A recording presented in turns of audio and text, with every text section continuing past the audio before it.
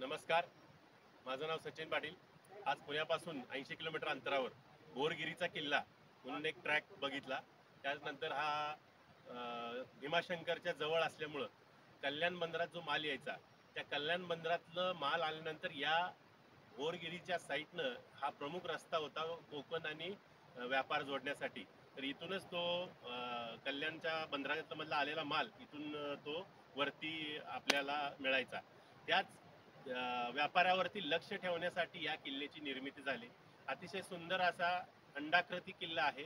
आता आम्ही बाले किल्ल्यावरती आहे व याला तुम्ही ज्यांना सिनेरी आवडते किंवा ज्यांना ग्रीनरी धबधबे एका टायमाला बघितले, या किल्ल्यावर ॲट ए टाइम जवळपास 11 ते 12 वॉटरफॉल दिसतात आणि भीमा नदी एकदम शेजारून गेलेली आहे आणि इथंच 2 किलोमीटर अंतरावर भीमाशंकर हे स्थळ आहे. तर या गडामध्ये तुम्ही जर बघितलं गेलं तर इथं पांडवकालीन लेण्या पण आहेत.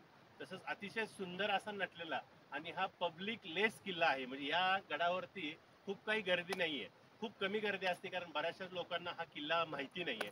तर मी किल्ला पूर्ण चढून झाल्यानंतर इथं आज बघितलं की इथं भरपूर साऱ्या पिंड दिसत आहेत. तसंच स्टेट गव्हर्नमेंट तर्फे ही इथं शिवमुद्रा बसवलेली आहे व अतिशय चांगलं असं वातावरण आहे.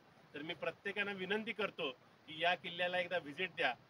हा पुण्यापासून 70-80 किलोमीटरवरती आहे.